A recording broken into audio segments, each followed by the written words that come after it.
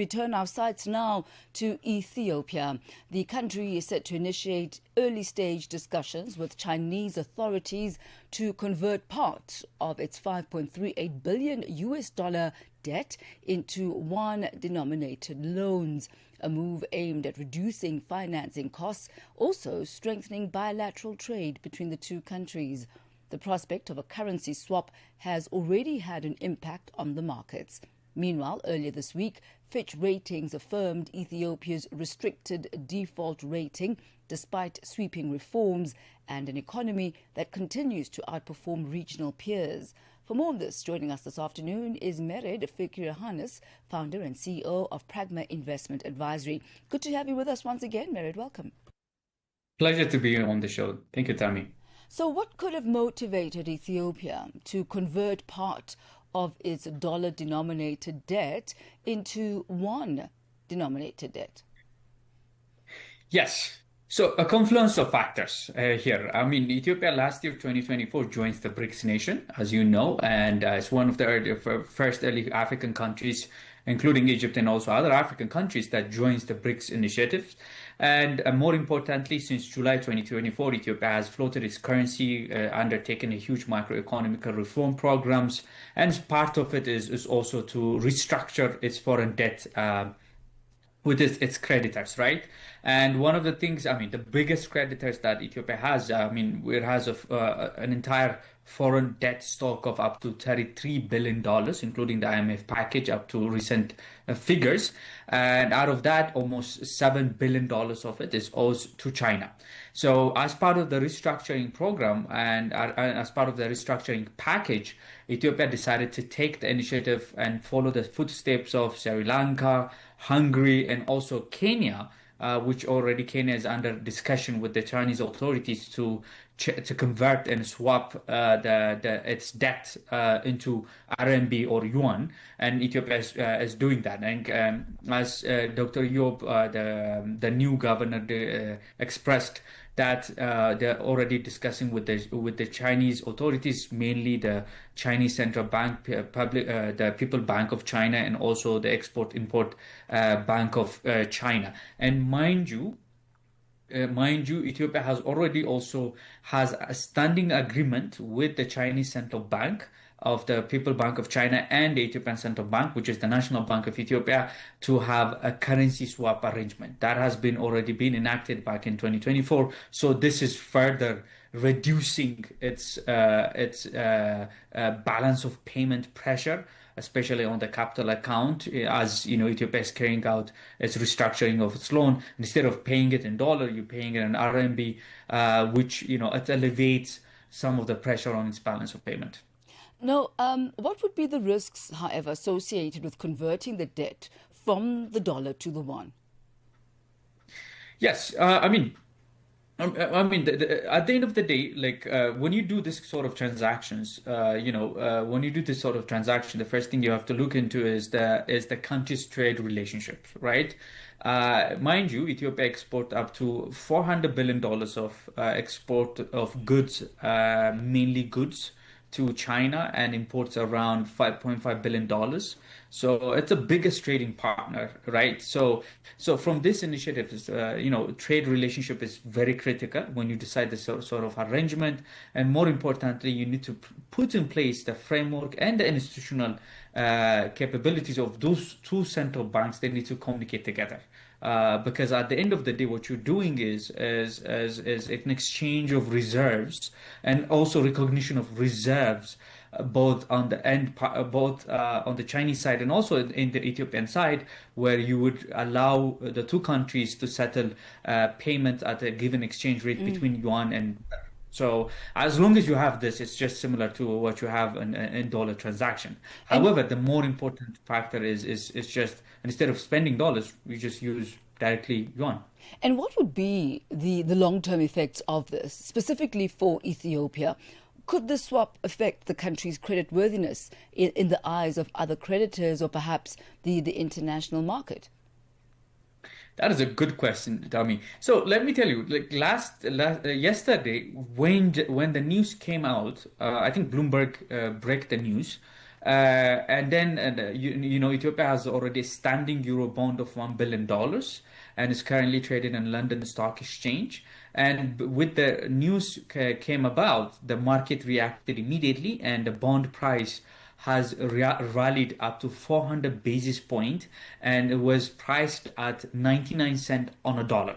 Okay, so which means, even from a market perspective, from a creditor perspective, and instead of by diversifying your balance of payment when it comes to your capital account commitment, it just alleviates some of the pressure, because at the end of the day, and instead of the government spending its budget on dollars, it can alleviate it to service other dollar-denominated debt instead of utilizing it for all parties, including China. So what happens is, once this transaction goes through, is the government would have a chance whereby they would allocate some portion of it to yuan, to purchase yuan, and then some most of it to US dollars. So, and mind you, the world is de-dollarizing, and then at the same time there's a huge gold rally as we speak. I mean, gold is standing around $4,300 per ounce.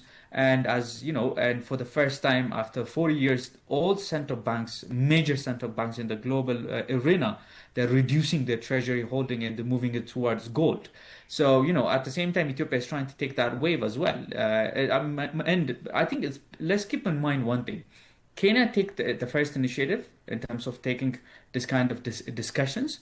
Ethiopia is following suit, and also Zimbabwe and also other African countries, definitely they will be taking suit, taking the step as well. And at the same time, I think that from the Chinese authority, and globally speaking from a financial sector perspective, RMB, Chinese authority, they're trying to push RMB as global reserve currency. So, starting from a swap, and I think it will go so many ways. You'll remember, Mered, last week, Fitch refused to lift Ethiopia out of the default territory. Could you just recap for us what the reasons were for this?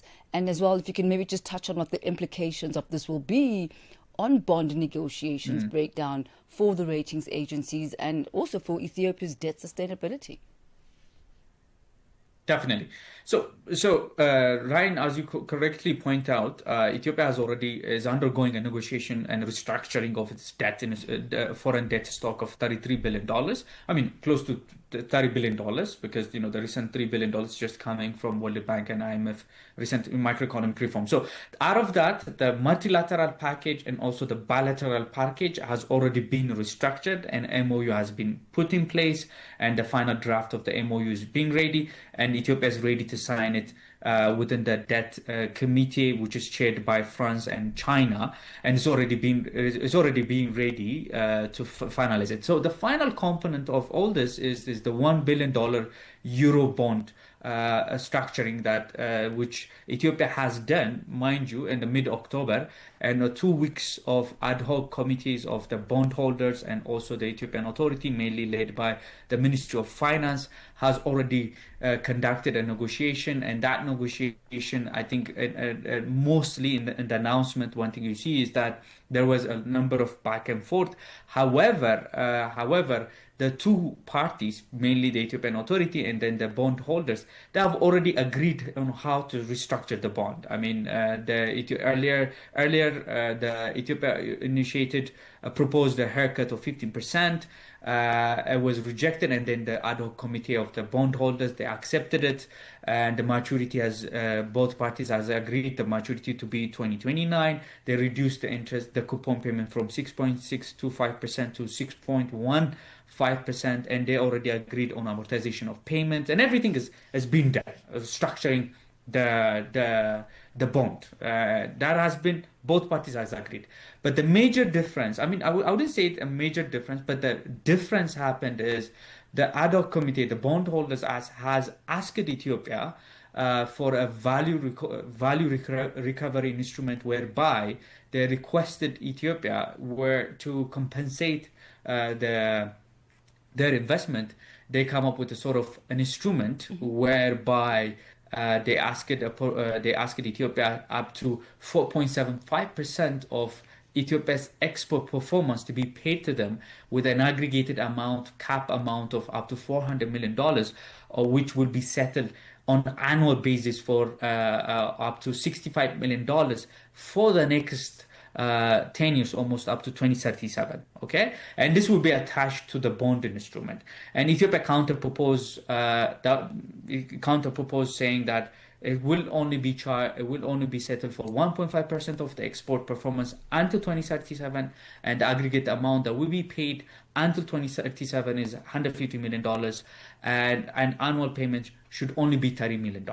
So this is the difference that the two parties could not agree, and they finalized the negotiation with impasse, both parties not agreeing on the terms. However, mind you, both parties, both the bondholders and Ethiopia, has agreed on restructuring of the bonds, on the haircut, on the coupon payment. They have agreed on the amortization and also the maturity, on the consent fee, and also all the missed the coupon payment since December 2023 up to $99 million will be paid at the maturity date. All of this has been agreed. The only difference is the VRI, the value recovery instrument aspect. So at least what the authorities has already expressed is that as they would pick up the conversation again very soon. It certainly sounds like a lot of progress already has been made, as you've highlighted there, Mered. Thank you very much for that update.